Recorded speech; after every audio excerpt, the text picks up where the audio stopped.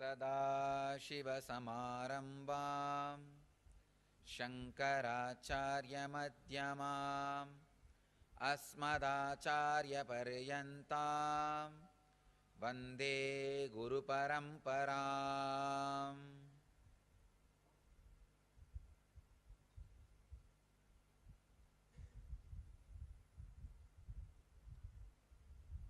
I welcome you all with my love and respects.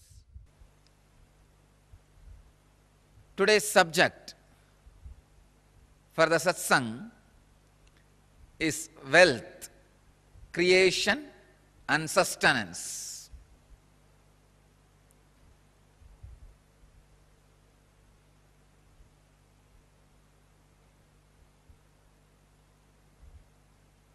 I can say life can be equated to two things. One, the ability to achieve what you want in the inner or outer world, or just getting stuck in both the world. These are the only two equations.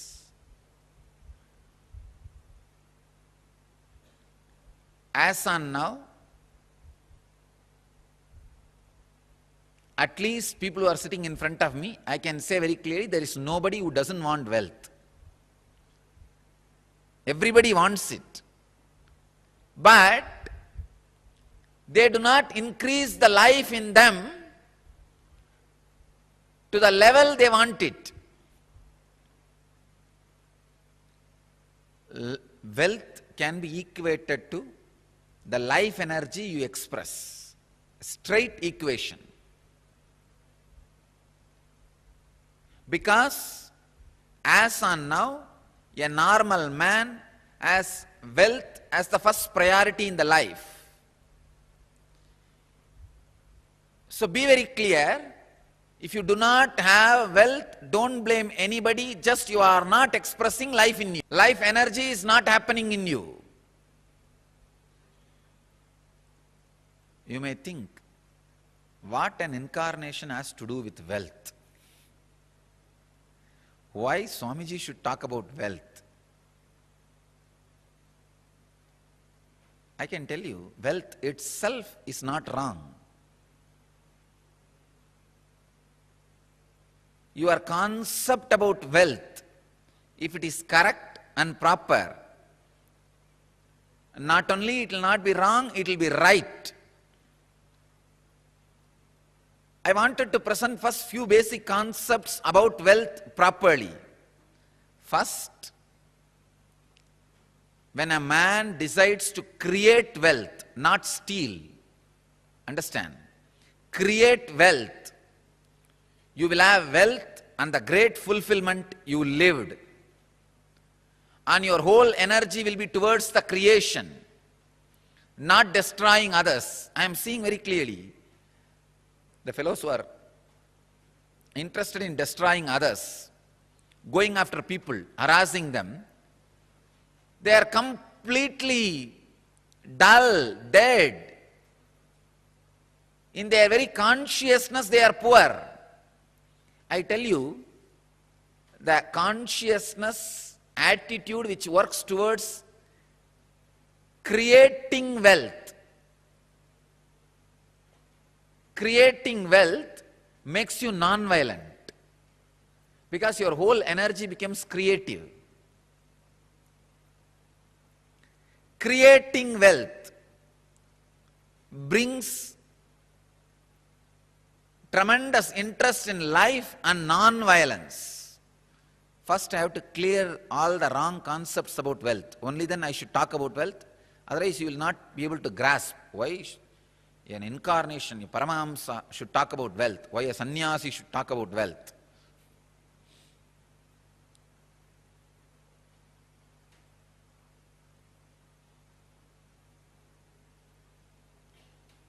Only he can talk about wealth because he has gone beyond wealth.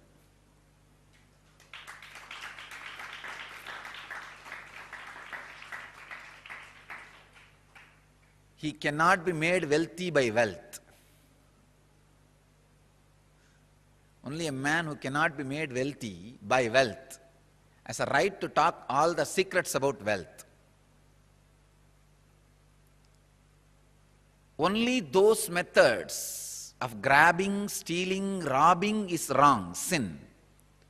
Otherwise, creating wealth, if you are contributing something directly to the people,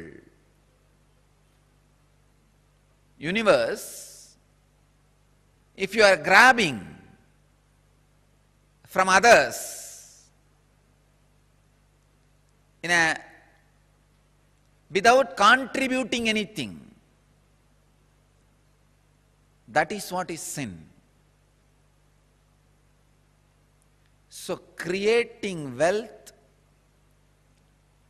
is intrinsic part of life.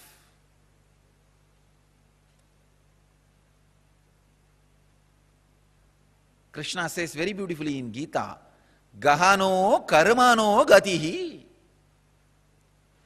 The universe by its nature works. If you have at least the goal of creating wealth, you will be creative. Your energy will be channeled properly. I can give you the clear guidance. The first priority should be in the life for moksha, enlightenment. Till that happens, the second priority can be creating wealth. Understand? Not grabbing or robbing or stealing. Creating wealth.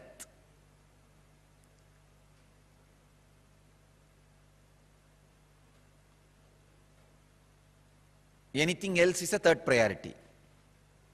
And I don't want to talk about third priorities. Creating wealth makes you non-violent because you will be too busy with the people, with the world, with life by creating.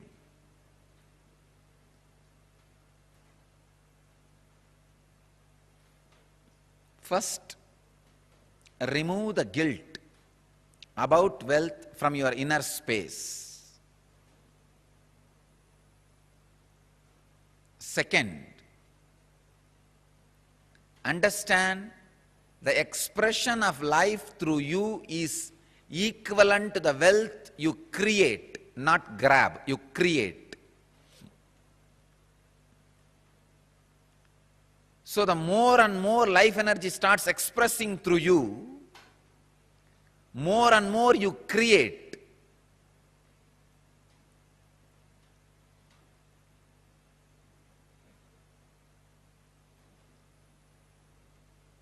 Life energy expression and wealth is one and the same. Seekers always justify their poverty as their spiritual quality and innocence. So if you are not wealthy, understand, if you have decided not to create wealth, great. But if you want to create wealth and not wealthy, if you have a greed for the wealth or a desire for wealth and not wealthy, be very clear, you are not a seeker, you are a seeker. Something is seriously wrong in you. Look into it. Wealth itself is not sin. Somebody is having problem because of having, somebody is having problem because of not having. Problem is a problem, wealth is not a problem. Problem is a problem, wealth is not a problem. Person who is having guilt because of having, person who is having guilt because of not having, both are big, you can say very big sickness. I have seen many of these rich men, because they carry a deep guilt imposed on them by society, even though they created their wealth very honestly, in a creative way, because of the guilt imposed by society on them, they live a very miserable life and go on drinking alcohol and trying to have high costly entertainments just to forget this guilt. Many times they come to me for their problems and in need of solution. When I analyze their inner space and life, there is no problem. Then why are they suffering? The only guilt which they are carrying, which is imposed on them by society. I tell them, come on, don't imbibe the guilt given to you by the fellows who are incapable. You do not cheat or grab or be dishonest. That's right. That's enough. But no need to carry a guilt on the wealth, about having wealth. Rich men carry this guilt very deeply. And just to escape from that, they get into all kinds of addictions.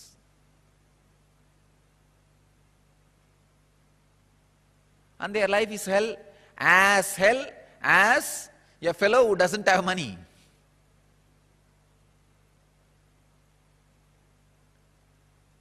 And the next thing, having is one side, not having.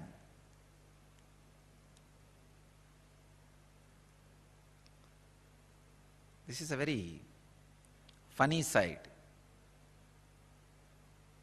Having the desire to have wealth, not having it, but giving a valid reason why they are not having it. This is also another one important slave mentality. We always think work not done plus valid reason is equivalent to work done. And your mind is such a cunning mind, it creates very valid reasons and justifies itself. Why? You are poor, and not only that, adding sacredness to poverty. Who are adding sacredness to poverty. Relax. Don't add sacredness to your scaredness. Because you are scared of life, you back out from life, and for the feeling of scared, you add sacredness. You start saying, no. You see, I am not the kind who can tell lies. This word is a lie. I am not the kind who cheat others. What is there? Little bit, 2 meal, and 1 small house, and 2-3 piece clothes. That's enough for life. If it is enough, why are you going around and bragging about it? Be content. The fellows who talk about their poverty being their great quality will not keep quiet, because they are trying to make sacredness out of it. It is such a cunningness, how people brag about their wealth and try to create identity. People brag about their poverty and try to create identity. At least when you brag about your wealth and try to create identity, you will be little intelligent, because society would have beaten you, would have learnt a lot of lessons from society, and you will be more creative. But if you are bragging about your poverty and creating an identity, that is the worst cunning identity. I tell you, I faced all problems in my life only from the fellows who claim they are poor and try to create sacredness for poverty. Rich fellows have a lot of maturity, I tell you, and more sincere when they take up spiritual truths in their life. See, I am telling you, I am declaring the new Smriti. I am a Smritikara. Not creating wealth is sin. I am declaring it very clearly.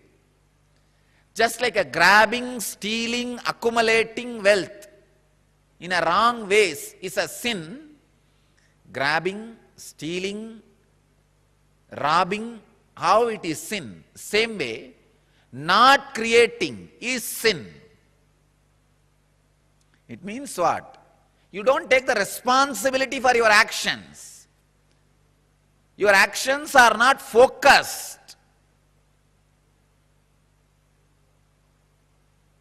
It is like just cheating in the name of work. I have seen Abba, all types of cheating. I have seen people doing all kinds of cheating. We have this wrong concept. Work not done plus valid reason is equivalent to work done. Work not done plus valid reason is equivalent to work done. It's a very funny.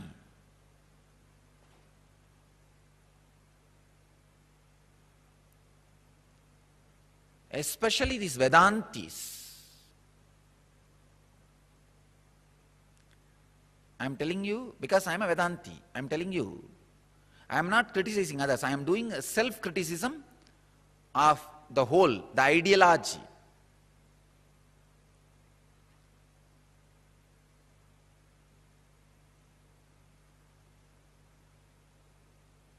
Vedantis missed to give a right understanding about wealth to society.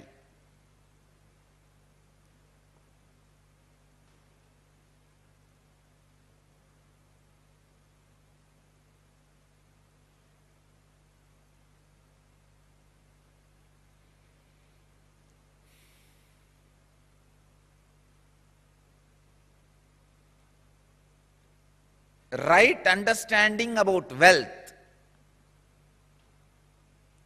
is life.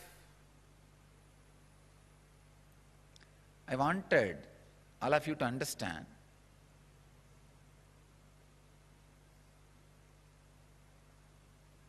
donating or doing charity is nothing wrong, great. Sharing is nothing wrong, great. But being cheated is something seriously wrong. People tend to mix being cheated and charity together. No. If you want to donate and share, great, nothing wrong. But you are doing some work, somebody steals, cheats your money, is something seriously wrong.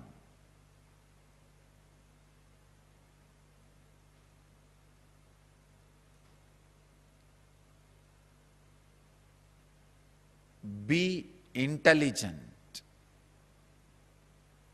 Be little more practical. Stop the mental blocks and a deep hatred you carry for work. Please understand, as Krishna says, Gahano karmano gadihi. Life's flow is work. If you are not creating wealth, all your work is happening in wrong direction. Your work is happening more in the line of destruction, not in right direction. The integrity, I am telling you from my experience. Now experience of handling so many worst possible situations in life. Actually, this whole rumors and the problems created around me has made me really rich in life. Economically, I may not have become rich, but in life I have become very rich. Now I know how to handle people. I know who should be trusted and who should not be trusted. I have learned a lot of lessons. Actually, I tell you, these lessons are really worthy of the money we lost. We lost a lot of money. But these lessons I learned are really worthy because it will be asset forever for the whole future. Sometime, the lessons you learn become more valuable than the situations try to hit you. Look in.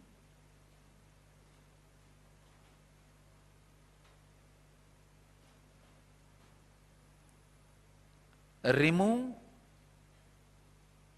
the deep hatred for work. See, life is by its nature flow. If you create wealth, at least it will be directed in one line of creativity.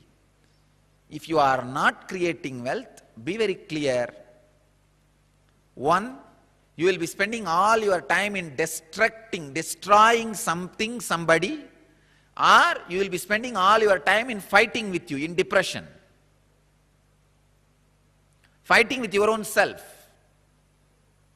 Morning half an hour you will argue whether to create wealth or not. Evening half an hour you will argue whether to create wealth or not. Morning you will argue, I should create wealth. Evening you will argue, no, I should not create wealth. And night you will fall asleep. Between the morning and evening again you will be spending time in eating. That's all. After 20 years, what you have done? No, I debated morning whether to create wealth or not. The side of creating. In the evening, debated for not creating. Finally, nothing has happened. Life is wasted. That's all. Not having wealth is a wrong mental setup. Awaken the creativity in you. Remove the hatred for work, creativity.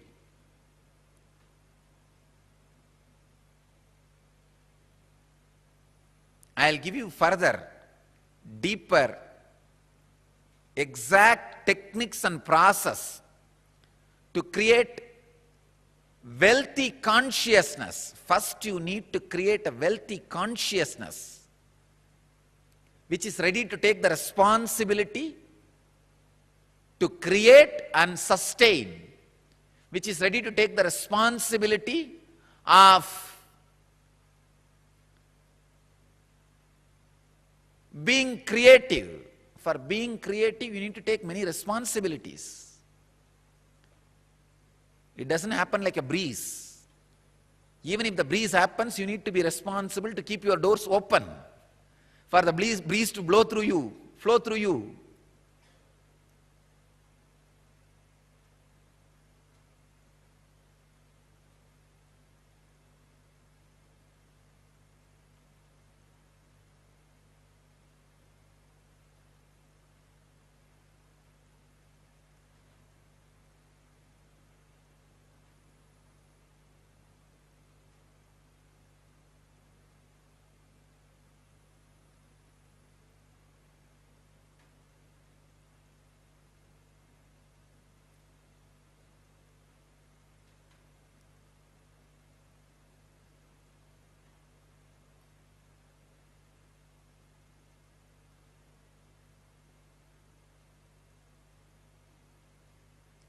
Yen Kriya is a direct technique, method, process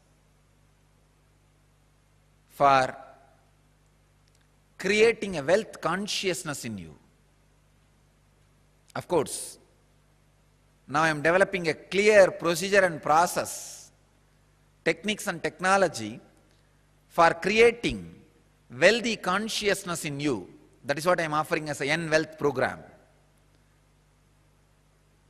As on now, we don't have time to dive into all the aspects of wealth. I'll give you the Vedic way of wealth management, creating and sustenance. In Vedic tradition, we have two major gods representing wealth, Kubera and Lakshmi.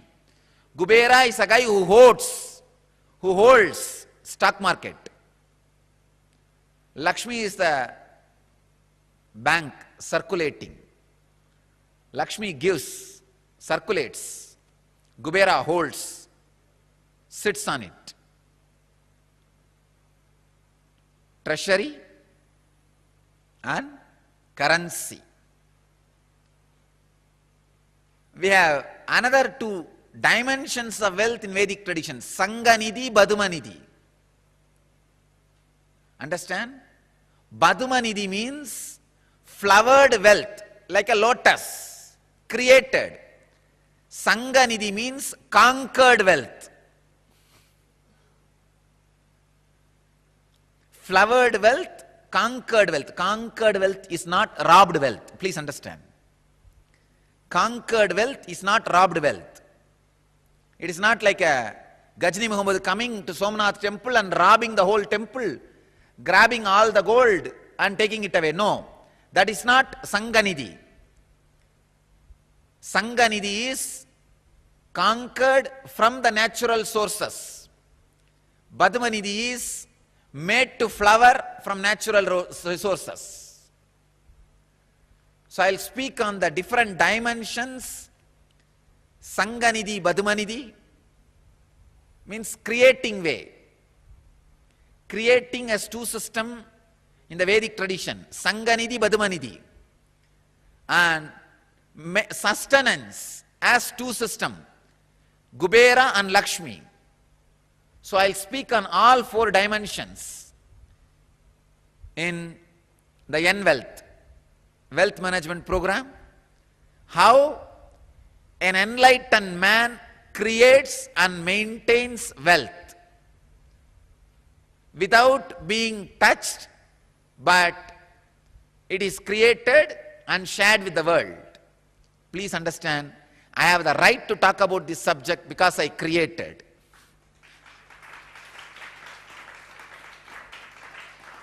I have created this whole Sangha just based on a clear, the truth of enlightenment.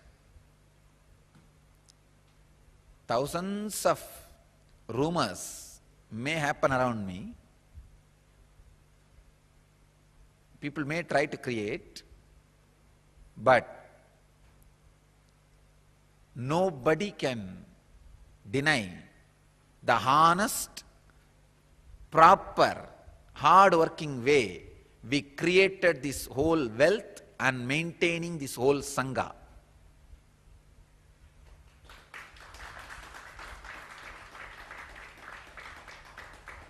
Whenever people donate, I always tell them, wait for at least 1 year. See our activities and lifestyle. Then after that, if you are feeling connected and wanted to support me for what I already delivered to you, give. I wanted you to give only out of gratitude for whatever you have already received. Not expecting anything in the future may be delivered. No. I made it very clear every time when somebody wants to donate. Again and again. And even now I am making it very clear. Anybody wants to donate? See, contribute only for what I already gave you. Not expecting something else I will give you now, tomorrow, day after tomorrow. No. So I will talk about creation and sustenance, different aspects and dimensions of wealth in the Wealth program. Now, one technique to create the wealthy consciousness in you, which attracts wealth around you, which makes you take the responsibility for your life, not to hide behind work not done plus valid reasons is equivalent to work done. That is the theory with which a slave mentality works, slave mind works. You can't eat the valid reasons.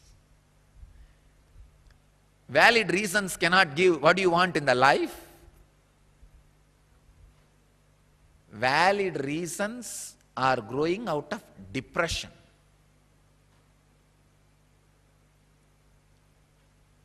So let us first create wealth consciousness. I have a few questions. I'll answer these questions. Swamiji, we are exactly 1 month away from April Inner Awakening. Can you say a few words about uniqueness of April Inner Awakening? This Inner Awakening, I'm going to add 3 unique things. Technique for past life regression, techniques for predicting your death, techniques for changing the death, techniques for facing the death and using it as a door to enlightenment, and techniques for levitation. It is going to be a very strong special process and techniques for levitation. One question, I think these are from different centers from around the world. Difference between doing IA and multiple 2-day programs. What is the difference? Won't my mitochondria level increase by doing multiple 2-day programs? See, multiple 2-day programs may increase the mitochondria to a certain level, some maybe 100%, 200%. But the inner awakening is going to increase your mitochondrial cell energy not only to more than 1000%, it is going to work on awakening the deeper strands of DNA. See, today if you work on some idea, some technique, and give a break for 1 week, and again start today, second time when you start, you have to start from zero. It's practically from beginning.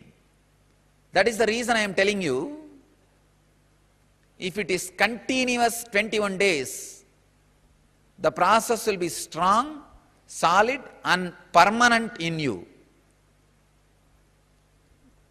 So the continuous 21 days is required, not just mitochondria energy level, to awaken the deeper strands of DNA also.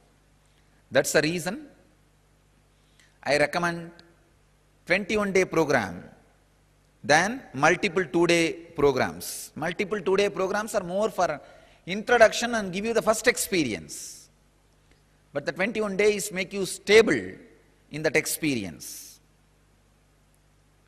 Somebody is asking, I have done LEP, Living Enlightenment process for 48 days. Why should I do 21-day IA program?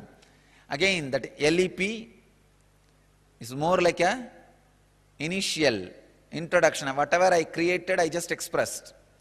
In the 21-day, everything is specially studied, analyzed, organized for the direct experience and permanent experience. That is the reason 21-day inner awakening.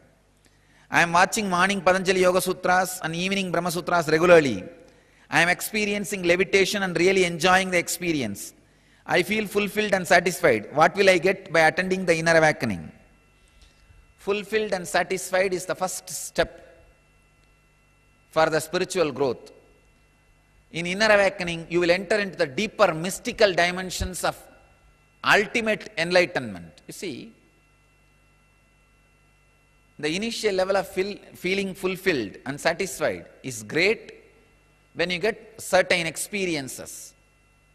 But the mystical dimensions opening and flowering, the ultimate inner awakening happening, will really happen in 21 days, continuously working in one ambience with particular technology directly with the master. So it will be completely different. Patanjali Yoga Sutras and Brahma Sutras are like going to resort morning and evening, having a cup of coffee and coming back to the house and work. But 21-day inner awakening is more like a complete vacation. So you cannot compare that. It will completely rejuvenate you, renovate you, reinvent you for you. What experience will I get after doing inner awakening? Oh, It can only be experienced. What will I say?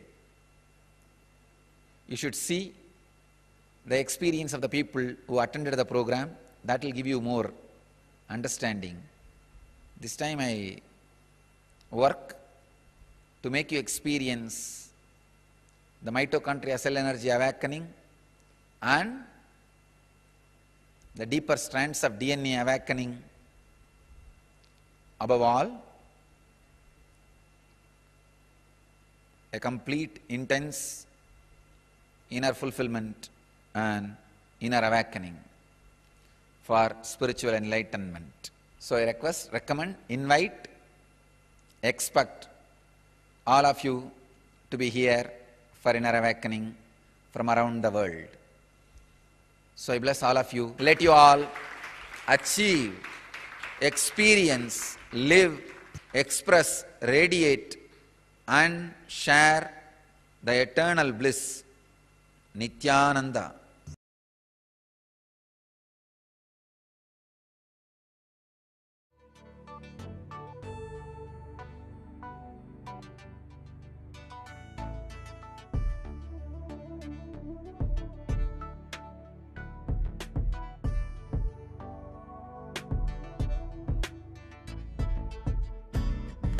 Trust in you, 'cause you know it's best for me to lead a blissful life, a life with no more strife.